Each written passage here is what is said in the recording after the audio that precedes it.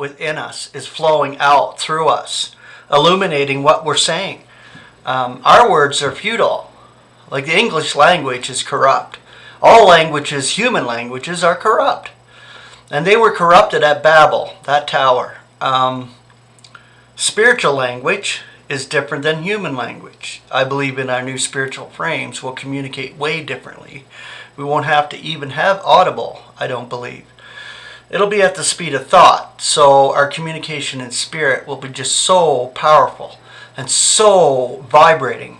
And that's what I love about God's Spirit. It vibrates.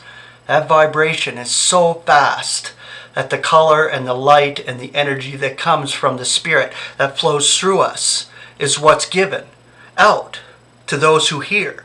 Those who hear, those who hear, those who have been called, those who are members of the body of Christ will hear. And that's why we do it. We herald opportunity in opportunity. So this word here today I'm going to go into is spiritual. Now I looked up in the keyword concordance, and the word spirit, you got 2 full pages. Like, it's a lot of scripture. I mean, if you actually went through every single scripture concerning spirit and done an actual good word study, it's amazing. Do it on your own. You know, this is great, this keyword concordance, and I'm loving it. And I'm praying that you're hearing what I'm bringing and getting something from it. But simple, the word spirit, pneuma in the Greek, blow, effect are the English elements. So blow, effect. So there's an effect when the Spirit flows through and goes forth. It's like wind. It is wind. It's invisible. The Spirit of God is invisible. You cannot see it. This is why we have the faith of Christ, because we believe it. We know it. We have the breath of God. Yes, we do. Every human being has the breath of God. But each believer has an extra measure, which is the Spirit of God that dwells within, that changes the man within. Okay, so the word spiritual is the same thing. It's pneumaticon in the Greek. Blowic. Spiritual, having the qualities of spirit. Okay, so we're going to go through the scripture references that I have, and of course I put them all on paper like I said before. This is a good way to have it, because then you got all the scripture references right out, and you can see them, and you can go to them, and you can see what word in context is being used. So the spiritual part of it is great. Okay, so 1 Corinthians 3:1. And I, brethren, could not speak to you as to spiritual, but as to fleshly, as to minors in Christ. Jude 19.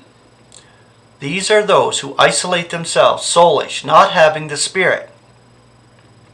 Romans 1:11. For I am longing to see you, that I may be sharing some spiritual grace with you, for you to be established. Romans 7:14. For we are aware that the law is spiritual, yet I am fleshly, having been disposed of under sin. Romans 15:27. For they are delighted, and they are their debtors. For if the nations participate in their spiritual things, they ought to minister to them in fleshly things also. 1 Corinthians 2:13. Which we are speaking also, not with words taught by human wisdom, but with those taught by the Spirit, matching spiritual blessings with spiritual words. Galatians 6:1. Brethren, if a man should be precipitated also in some offense, you who are spiritual, be attuning such a one, in a spirit of meekness, noting yourself that you also may not be tried. 1 Corinthians 2:15. Now he who is spiritual is indeed examining all, yet he is being examined by no one. 1 Corinthians 9:11. If in expectation we sow the spiritual in you, is it a great thing if we shall reap of your fleshly things? 1 Corinthians 10:3. And all ate of the same spiritual food, and all drank the same spiritual drink. For they drank of the spiritual rock which followed. Now the rock was Christ. 1 Corinthians 12:1. Now concerning the spiritual endowments, brethren, I do not want you to be ignorant. 1 Corinthians 14:37. If anyone is presuming to be a prophet or spiritual, let him be recognizing that what I am writing to you is a precept of the Lord. 1 Corinthians 15:44. It is sown a soulish body, it is roused a spiritual body. Ephesians 1:3. Blessed be the God and Father of our Lord Jesus Christ, who blesses us with every spiritual blessing among the celestials in Christ. Ephesians 5:19. Speaking to yourselves in psalms and hymns and spiritual songs, singing and playing music in your hearts to the Lord.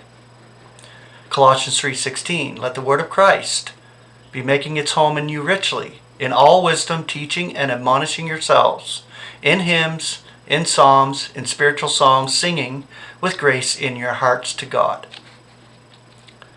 Colossians 1:9. Therefore we also from the day on which we hear, do not cease praying for you, and requesting that you may be filled full with the realization of his will, in all wisdom and spiritual understanding.